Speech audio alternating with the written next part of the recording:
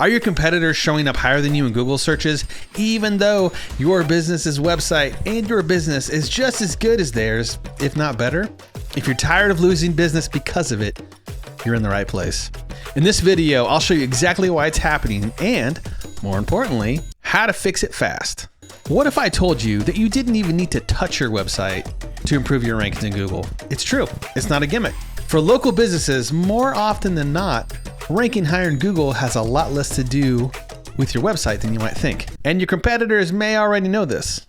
Hi, I'm Glenn, and for the last 20 years, I've been helping businesses take the time and stress out of ranking higher in Google so that they can convert more leads into more paying customers. Now, there's no two ways around it. Google is the most cost-effective, quickest way to get your business in front of as many targeted local people that might need your services as possible.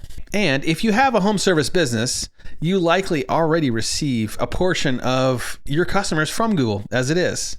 And if I'm being honest, this isn't ideal because Google controls how you and I rank in search engines, and they can change that at the drop of a hat. And there's nothing that we can do about it. It's Google's pool and we're just swimming in it. But Google is such a great driver of targeted local traffic that it would almost be irresponsible to not at least spend some time trying to rank higher. Now, you might be worried that this is another complicated, time-intensive thing that you have to learn on top of all the things that you do every day in your business. You're already running the business, you're doing the work, you probably have a family, you have other responsibilities outside of work, and on and on and on. Adding one more thing to it is not ideal. But what we try to do is break things down and make them as quick and painless as possible. Honestly, a lot of the stuff we're going to go over today is kind of set and forget. So you only have to fill it out once and then check on it periodically in the future. And I promise that this work will pay dividends for you in the future. All right, so let's dive in. Let's look at the most important piece of web property that Google thinks that we should pay attention to, the Google Business Profile. Okay, so if you've never heard of the Google Business Profile, it's simply a way to raise your hand and say, hey, Google, I'm a business. They give you some extra fields to fill out, and in exchange, they show your business in different ways in search results. We'll get into greater detail later on about why the Google Business Profile is so great, but suffice to say, it impacts greatly how your business is ranked in Google. So step 0, not step 1, but step 0, if you haven't signed up for your Google Business Profile, hit pause, run, don't walk, run over to Google and sign up. Because that is the easiest and quickest way to start improving your rankings in the search results. And why is that? Well, it's because the Google Business Profile is like the tip of the spear for Google search results and local businesses. Let's check out an example. When you search for electricians in Houston, Texas, this is what it looks like in Google. And there are 3 sections: the ads at the top, the map pack, and the regular results. Now, back in the olden days, the Google search results used to just be this bottom third, the regular old Google results. You could create a website, add some text about your business, put your address, and bam, you're in Google. It was easy. But times have changed, and Google has evolved to make a better user experience for the searcher. Now, searchers can click on these results, and they see helpful information along with actionable items about each business. And actionable items was the key phrase there. So instead of having to click a link and go to the website, you can now call the business, get directions, look up store hours, book an appointment, all from inside of Google. And honestly, this is pretty great for the searcher who's wanting to find information quickly. So when you claim and expand on your Google Business Profile, you're giving Google valuable information about your business that I can show in these search results. This helps them show the right result to the right searcher along with these actionable items. And we'll get to those actionable items in a minute. So when you take control of your Google Business Profile and start giving Google the information it needs, you get rewarded by Google.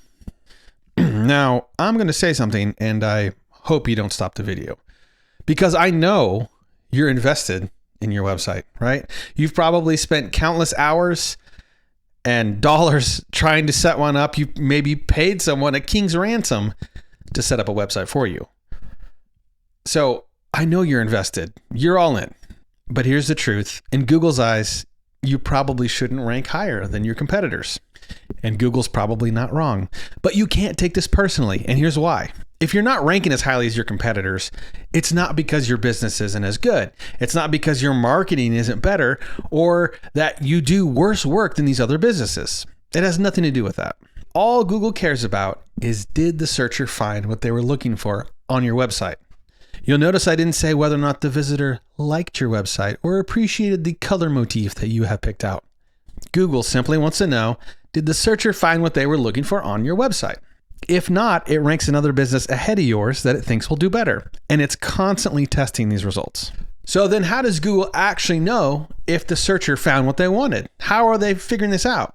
Well, Google's able to track quite a few things. I don't know if you know this, but Google owns quite a few properties. Web browsers, phone operating systems, analytics companies, ad platforms, blogging platforms, email systems, calendars, fiber companies, YouTube, to name a few. And they're able to use this data to track what the visitor does once they click their web result going into the website. So when a searcher lands on your website, do they immediately leave? Because that's a bad sign to Google. Did they click and scroll through a bunch of pages? Did they click a link to make a phone call? Did they chat with your chat box? Did they fill out a form? Did they watch a video? All of these things are potential positive indicators to Google. And the general rule is this: the more positive indicators you have and the less negative indicators you have, the more likely you are to ranking higher. So if I was starting a business, the very first thing I would do would be to claim my Google Business Profile. The fact is that thanks to Google Business Profile, you don't need a website to rank in Google. And the more time you can spend beefing up your profile, the more impact it will have for your business. Now, websites are still incredibly important. In fact, they also help you rank higher in Google. But maybe more importantly, they help you sell to that prospective customer who's just come from a Google search. I just wanted to highlight the fact that the very first thing you should do is to claim your Google Business Profile, then move on to the website. So, back to Google Business Profile. I feel like I've said that forever. We're just going to call it GBP from now on. So back to GBP. You've gone and claimed your profile. Now it's time to start setting it up. And the first place you start is with your NAP information. And NAP stands for name, address, and phone number. Now, it sounds so stupidly simple, but businesses still mess this information up all the time, and it's not entirely their fault. So for your name, you want to use your legal name. You don't want to use a name that you're generally referred to or that people call you, or maybe a name that has a keyword or two sprinkled in it. You need to use your actual legal business name.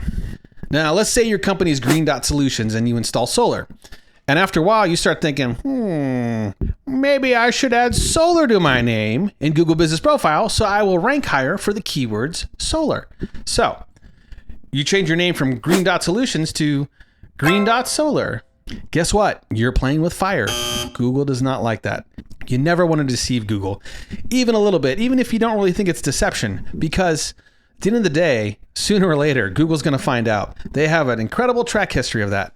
And when they find out, they'll come down on you. It's just how it works. Also, your competitors can report you, and Google will find you that way. It's fairly common. So your name, you need to use your legal business name. Now, let's say you still want to squeeze a keyword or two into your profile name on Google. You can still make it happen, but you have to file a DBA or a doing business as, so that you can file that doing business as name as part of your company. That way you can legally show to Google, hey, we're called Green Dot Solutions, but we are also doing business as Green Dot Solar. Problem solved. All right, address.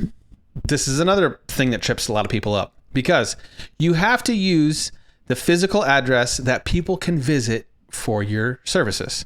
So if people can't visit your home, then you can't put your home address. If you don't actually have a physical storefront, you just have to define service areas, and we'll get to that in a bit.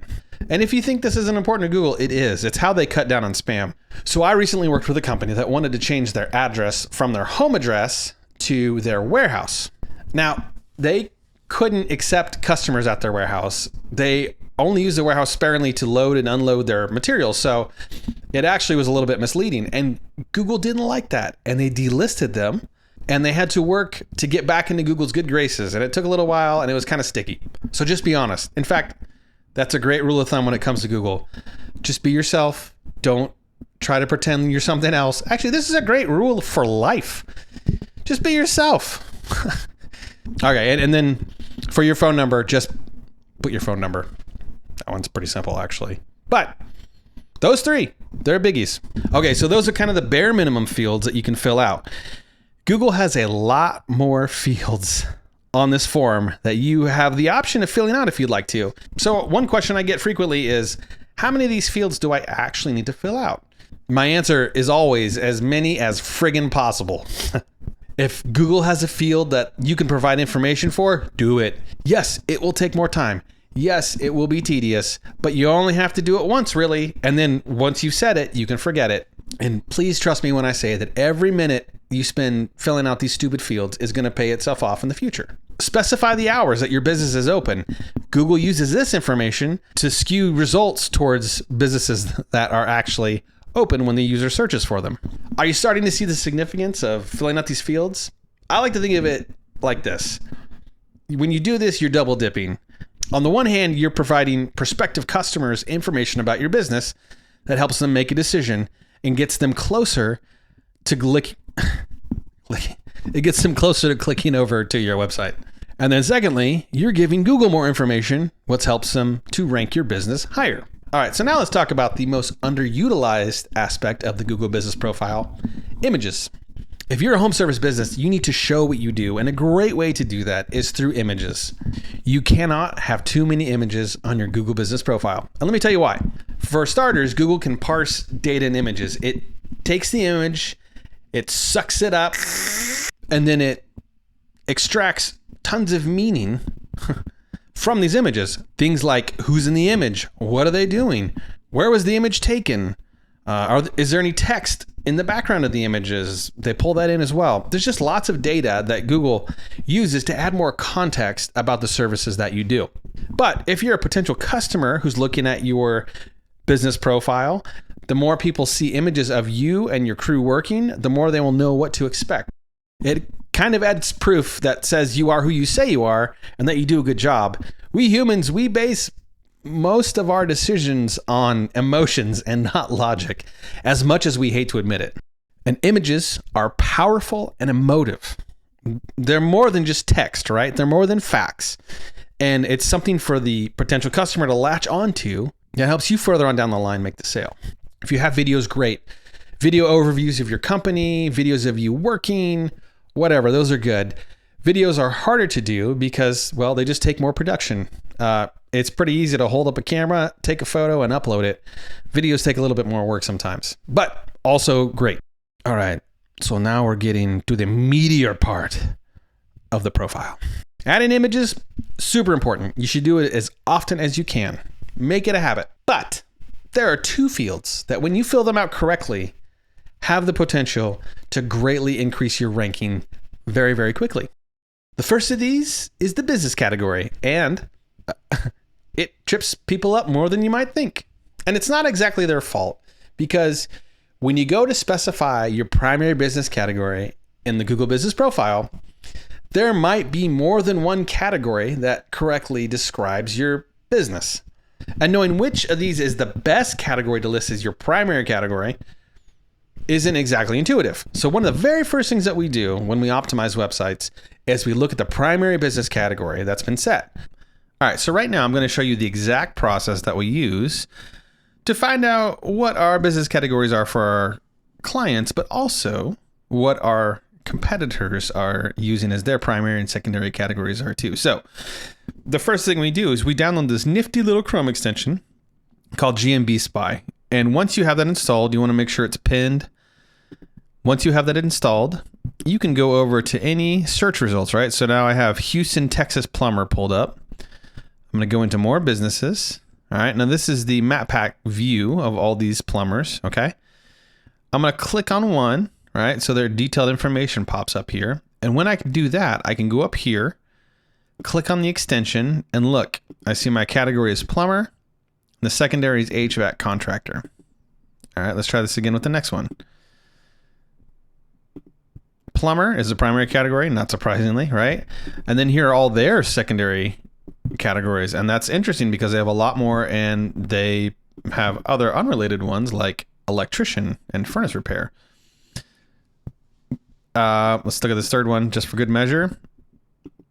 All right, Primary is plumber, secondary is contractor, and heating contractor. So this is a great way to see what the businesses in the top, results are using as their primary and secondary categories, so that when you're filling out your Google business profile, you can mimic those as well.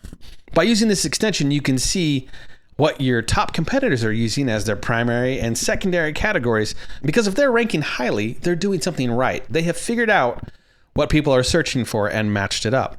So take a lead from them. If you're ranking below them, there's a good chance you should just use the same categories that they use. It's not hard. Also, Google infrequently adds categories to this list. So you might check it every now and again to see if other categories pop up that you can add as your secondary category and kind of beef those up as well. And feel free to use as many secondary categories as are relevant to your business. Again, all we're doing here is adding more relevancy for Google about our business. And you can see a jump in results by adding the correct primary category and secondary categories. All right, so the second of two mystical settings that can make the difference in your Google business profile is your service area. I don't have to tell you that the home service business is a little bit different than a local business when it comes to ranking in Google, simply because you have a service area that you service. A local hardware store has a fixed address, and when I search 2x4s near me, it's going to show me probably the closest hardware store with that inventory. Because you're bopping around a service area and you don't have a fixed address, it's vital that you include all the service areas that you serve. This helps Google know exactly who you can and can't help based on your location. In fact, we're starting to see local businesses do this thing where they add a kiosk in like a parking lot or something to try to capitalize on searches in that location. Wild times. It should be very apparent right now that Google kind of tailors their search results based on lots of different factors. And so when you can provide data on as many factors as possible, it helps. So when we start adding service areas and using the correct categories, it can completely change your rankings in a short amount of time. Within days is not uncommon, and sometimes even within hours. Why does this work so well? Well, Google craves relevancy. And when you give it pinpoint, accurate data about your business, it rewards you. Now, like I said before, you still need a website. It's a way to show trust and context to the prospective customer. And the Google Business Profile is only the tip of the spear. It's the first entry point. Maybe a better example is that your marketing is like an iceberg, and the Google Business Profile is like the tip of the iceberg, the 10% above water, and your website is like the 90% underwater. And that 90% underwater is what actually does all the heavy lifting when it comes to converting those searchers into customers. So let's say you've gone through this video, you've beefed up your Google profile, and you start ranking higher. You start getting more clicks to your website. We've seen businesses do this and yet still not get any more customers than they got before. Why is that? Well, it's because at the end of the day, the customer may not trust you yet. Watch this next video and I'll show you how to add more trust to your website to help convert those searchers into customers.